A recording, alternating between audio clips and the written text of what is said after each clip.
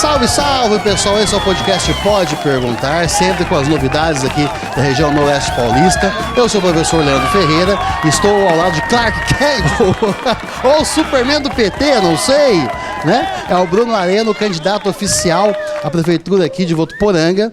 Tem um grande desafio, tem que ser um Superman para enfrentar esse grupão aí, ou não?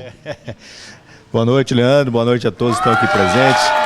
Até o Império Romano caiu, né? Uma hora o Império cai, né?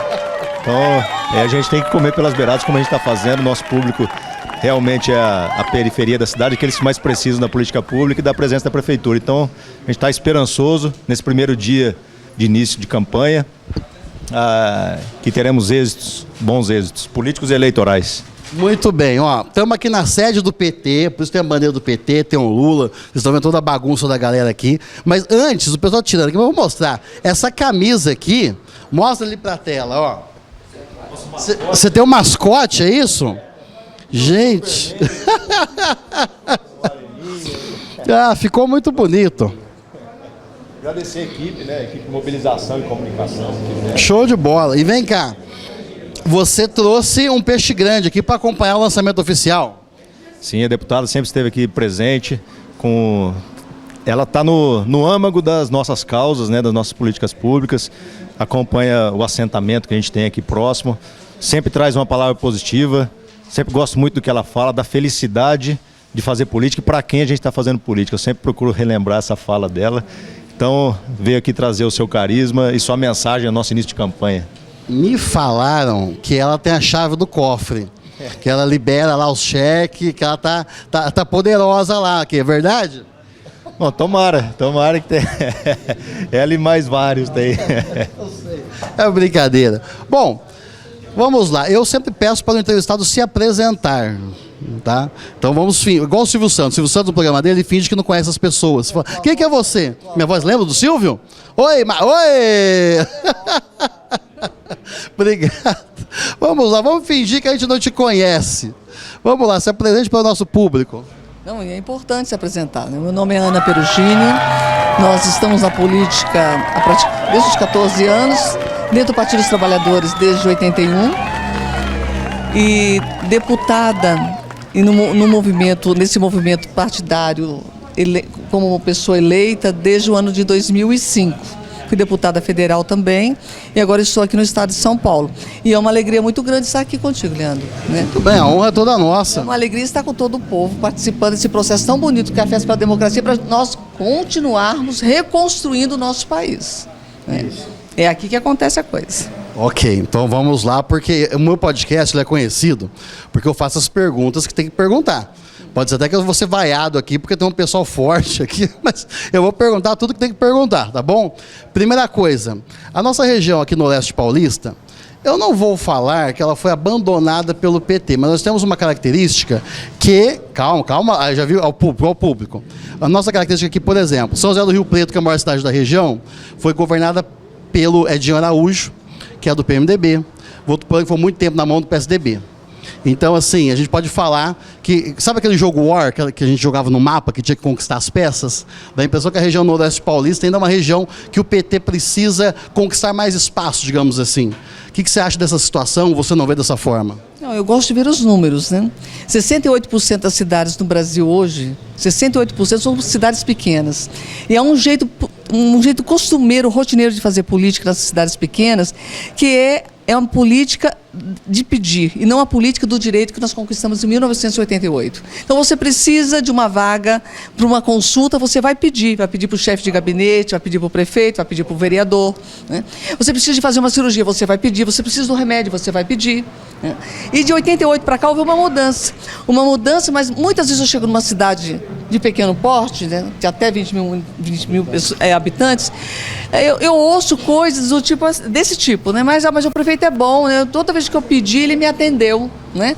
Toda vez. Ele não precisava. Então, assim, eu acredito que existe uma rotina, né, que começou a ser mudada com a eleição do presidente Lula, né? Que foi de atender os municípios de pequeno porte, médio porte, grande porte, sem olhar partido, com políticas públicas que foram desmanteladas no antigo governo. Eu sou testemunha disso porque cheguei no Ministério de Emprego e Renda, precisei tirar uma cópia de um documento, nós tivemos que procurar onde nós iríamos tirar aquela cópia. Nós chegamos aqui no INCRA, nós perdemos todos os dados daqueles que estão hoje em acampamentos, em assentamentos, nós perdemos tudo isso foi retirado. Então, essa falácia de abandono, nós estamos numa luta pela democracia que foi muito forte com as políticas públicas que foram implementadas.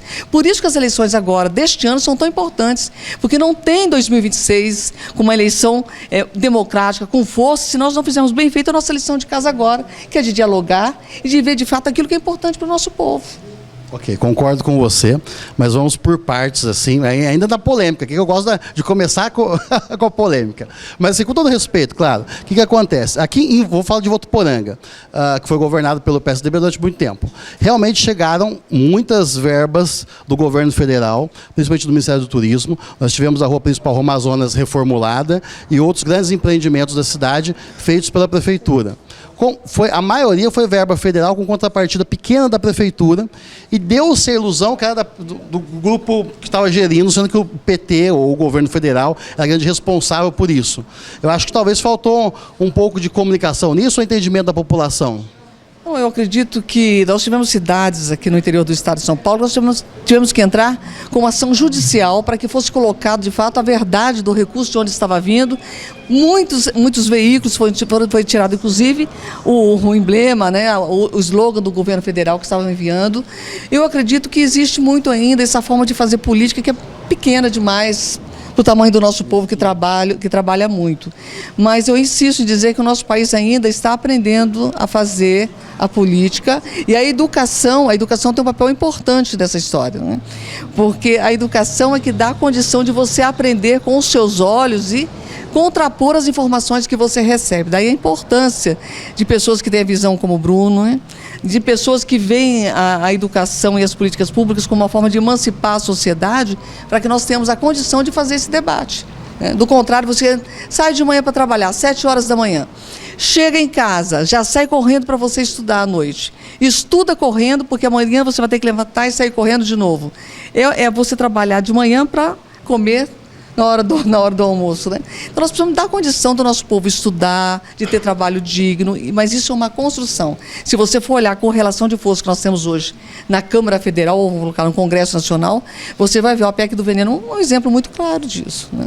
Olha o sofrimento que o nosso povo passa no interior com as plantações hoje, com os agrotóxicos, né? Então você sabe da correlação de força e acredito até o seguinte, eu nunca vi ninguém governar como o presidente Lula governa, disparadamente com um Congresso hoje, onde ele tem que trabalhar essa correlação de força o tempo todo. Aí eu volto para aquilo que é importante. A eleição de agora é muito importante nessa reconstrução do nosso país. Muito bem. Vamos falar um pouco mais sobre o governo federal. Estamos no governo Lula 3, que eu acho que é o mais complicado do Lula, talvez. Claro que o primeiro também foi difícil, mas ele saiu muito bem. Quais são as dificuldades que você vê da reconstrução do país? Você falou a respeito da transparência, né? Eu vou chamar você que está nos ouvindo para você começar a acessar esse portal que o meu companheiro Tito, né, de velha data, nos ensinou a usar.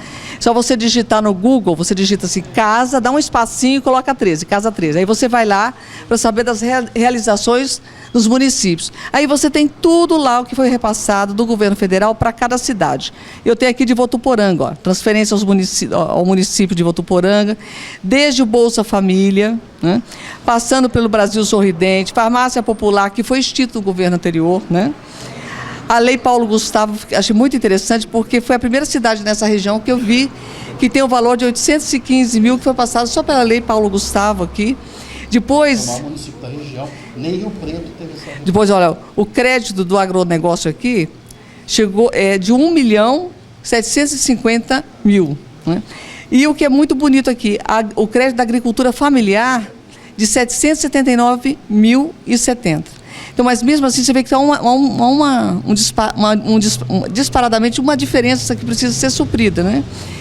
Nós precisamos de aumentar esse volume, porque, de fato, quem faz a agricultura chegar à mesa é o pequeno agricultor, né? Então, nós precisamos de mudar um pouco esse quadro aqui. Mas ainda tem, ó, Minha Casa Minha Vida foi a maior cidade em termos de números, aqui a cidade de Votuporanga. 280 famílias hoje são beneficiadas pelo Minha Casa Minha Vida.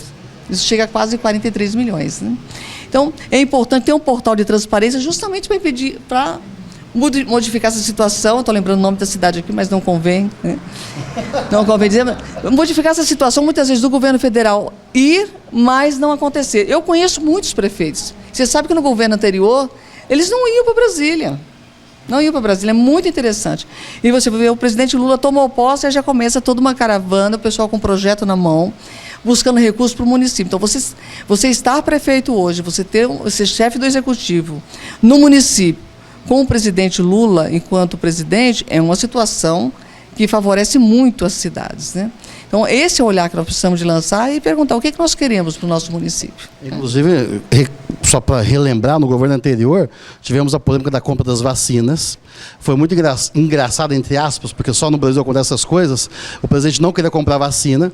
Um grupo de prefeitos se reuniu para comprar as vacinas. Chegou na Pfizer, que é o laboratório mundial que vende as vacinas. Eles falaram, a gente não vende para município, a gente só vende para governo federal, né? E aí depois o governo acabou comprando, digamos assim, pela pressão. Mas realmente, o diálogo que se tinha no governo anterior é muito diferente do que o diálogo aberto que o Lula, como democrata, ele exerce em todos os seus governos, praticamente. Ele é um grande democrata, reconhecido mundialmente com relação a isso. Eu vou dizer mais para ti, acabei de lembrar do Flávio Dino, né? Hoje nosso ministro, né? Mas na época o Flávio Dino era governador, né? Ele era governador do estado que tinha o menor índice de desenvolvimento. Então, em termos de riqueza, ele estava muito aquém. E foi justamente o estado onde houve o menor número de mortes por Covid. Então, na política, você toma uma decisão e você faz, né? Você não fica enxugando gelo, né? Não é assim que a gente fala, enxugando gelo, e nem encebando. Não tem que encebar, tem que tomar uma decisão e fazer. E nós precisamos de fazer a inclusão no nosso país. Então, as políticas públicas precisam de acontecer. E se você quer que as políticas públicas aconteçam, vocês sabem quem votar. Precisamos olhar para os candidatos que estão do lado do presidente Lula, hoje, toda a base de aliança está do lado do presidente Lula. Vote direitinho, faça o seu exercício corretamente, porque a política é um lugar bonito, onde as pessoas que estão com muita vontade de fazer aquilo que é bom, vão e fazem. E tem gente que defende o contrário, tem gente que defende que o outro não é outro, né? Que o outro é só alguém que vai ser utilizado, né, como uma ferramenta de trabalho para aumentar, muitas vezes, o seu lucro. E a gente não pode aceitar isso, porque todos nós somos seres humanos e precisamos viver com dignidade. Este é o momento de tomar decisão. Uma coisa importante que você falou muito bonita, que você começou na política aos 14 anos. E eu sou professor e eu vejo cada vez menos pessoas ou adolescentes engajados na política. É raro ver uma menina, por exemplo, hoje de 14 anos, engajada em causas políticas, digamos assim. O que acontece? Como é que a gente deve trazer esses jovens para a política? Eu sei que tem grêmios estudantis, que às vezes é o início, para eles aprenderem os seus direitos e como fazer isso no dia a dia escolar e a partir do ambiente escolar, para a sociedade. Mas a impressão que a gente tem hoje é que os jovens eles têm pouco interesse na política. Não é verdade. Vou voltar para a educação, né? Muitas vezes nós chamamos de universidade o que não é uma universidade. Quando você entra no ambiente escolar, você precisa necessariamente ter a diversidade de ideias ali, de formas de pensar, de discussão, de embates, né? Isso você encontra em universidades, você encontra em grêmios estudantis, em diretórios acadêmicos, você encontra no banquinho de areia onde as crianças sentam e começam a discutir sobre a pazinha, um empresta para o outro, né? Então, esse ambiente do coletivo, onde você está aprendendo, coloca em você um desejo de modificar aquele ambiente onde você está. Olha, eu fui para a faculdade no momento em que nós estávamos discutindo as eleições diretas.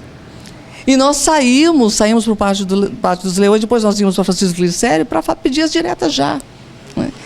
Eu fui morar numa cidade que não tinha luz, e eu vim de uma cidade que tinha luz. Eu falei, que negócio é esse que não tem luz? Aí depois, que negócio é esse que não tem água? Aí você acaba se mobilizando porque você entende que aquilo não é justo, né? Agora, quando você vai para um ambiente onde você tem que sentar e você tem que aprender matemática, português, e a história que se conta no livro e você não faz história no seu dia a dia, você aceita tudo que chega para você como se fosse justo, como se fosse bom. E o que é justo e o que é bom? O que me permite pensar, o que me permite me alimentar decentemente, o que me permite ver a diferença entre uma coisa e outra coisa. Então, o papel da educação é fundamental para que essa menina de 14 anos, né, pudesse entrar depois e fazer, não está certo o que está acontecendo aqui, eu preciso de fazer alguma coisa. Aí, no meu caso, além da educação e da família de onde eu venho, minha mãe fazia o Minha Casa Minha Vida na década de 60. As pessoas não tinham casa, ela fazia mutirão para a construção de casa, né? Então, teve um ambiente familiar que me propiciou isso. Depois, eu fui para a igreja. Na igreja, eu aprendi também na igreja, na teologia da libertação, nas comunidades eclesiais de base, que todos precisam de pão. O milagre dos pães e dos peixes foi organizar a multidão e foi fazer partilha e fazer a distribuição, e ainda sobrou. Não é? Por que uns passam fome, ficam desempregados, e outros não têm como gastar o que têm? Não é? A gente começa a fazer essa comparação, essa diferença. Então, é o ambiente familiar, o espaço onde você dialoga com as pessoas e o ambiente escolar são fundamentais para que nós possamos aprender a refletir, a ter consciência crítica, que a gente chama muito, fazer para isso aqui não está legal, não está bom isso aqui, né? Não vamos fazer isso. De que nota você vai dar? Eu sou até contra esse negócio de você verificar o aprendizado de uma pessoa pela nota que ela tira, né? Então, assim, como é que eu vou fazer esse tipo de coisa? Não, isso eu não faço, ponto, né? Então isso tudo é a convivência, né? Então, a gente dialoga, escuta muitas pessoas, né? Elas apresentam uma solução do problema, elas dizem, olha, só que está faltando isso aqui para mim, vamos ver como é que a gente resolve essa falta que está fazendo, né? Para poder continuar crescendo. Nós não somos pessoas que viemos à Terra só para apertar um botão e gerar sempre o mesmo resultado. Nós precisamos de entender o funcionamento dessa máquina inteirinha e o que ela produz. Então, a educação tem um papel, assim, revolucionário nessa história. Certo. Sobre as novas lideranças, quem que você vê que se destaca atualmente? Eu tenho encontrado tanta gente boa nos municípios. Eu tenho encontrado muita gente que estudou, tenho encontrado muita gente que vivenciou na luta, né, que se superou, não sabia que conseguia e conseguiu, né? Agora, de tudo que eu vi hoje num país que, se você tiver com o nome no Serasa, né, ou na associação comercial, né, você fala assim, nossa, se você for intimado para depor como uma testemunha, você, nossa, recebi uma intimação, né? Na minha formação como advogado, você também tem essa formação. Não, isso é só uma intimação, você vai ser testemunha, né? Você encontrar um presidente que foi preso, né? Você foi preso, e ele retornar numa campanha muito difícil, né? E se eleger, nós encontrarmos um governo como nós encontramos, um país como nós encontramos, e a partir de um cenário, né, onde o volume, né, de emendas parlamentares, vamos colocar, de cada deputado, traz um poder muito grande dessa Câmara sobre o governo. Você encontrar uma correlação de força que não te favorece ainda governar. Eu acredito que eu não conheço, em termos de liderança hoje no nosso... Não me chega à mente ninguém no mundo que tenha uma liderança tão grande como o presidente Lula hoje. Ele superou, né? Às vezes eu falo assim, não, isso podia ser de um jeito, eu falo assim, eu não conseguiria, né? Não sei quem consegue.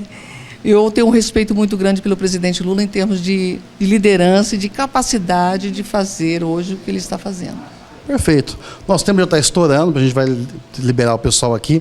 Uma mensagem final para o povo de Votuporanga, para o pessoal do Noroeste Paulista. Eu conheci o Bruno, né? Eu conheci o Bruno no encontro, e nós estávamos falando dos direitos das mulheres, conheci a companheira, a esposa dele. Foi um ambiente de muita integração. Conheci uma menina que falava sobre a violência contra a criança, duas pessoas que têm uma preocupação muito grande com a comunidade e fazem do espaço onde elas vivem um espaço de doação ou de transformação, né? Eu encontrei junto com o Bruno pessoas que têm vontade de mudar a sociedade para melhor, né? Então, o que eu tenho a dizer é que você sabe quem votar aqui em Votuporanga, né? Não precisa de votar em quem está do lado do presidente Lula, né? O Bruno está aqui. Os nossos companheiros, as vereadoras que estão junto com o Bruno nessa campanha, sem medo de ser feliz, sem medo de transformar. Eu aprendi a não ter medo, Bruno, há muito tempo. Às vezes eu falo para a Fátima trabalha comigo, a coordenadora geral do mandato, fala, Fátima, eu tenho medo porque eu não tenho medo, né? E às vezes é bom um pouco de medo, né? Mas eu aprendi que essa vida é transitória, a gente tem que fazer o que veio para fazer aqui, né? Então, eu espero que você aqui em Votuporanga tenha coragem, né? Porque errar, todo mundo vai errar muito. Mas quando a gente tem um desejo muito grande de acertar, de fazer a coisa certa, né, com o nosso povo, a tendência é a gente errar menos e acertar mais. Então, estamos juntos, vamos embora.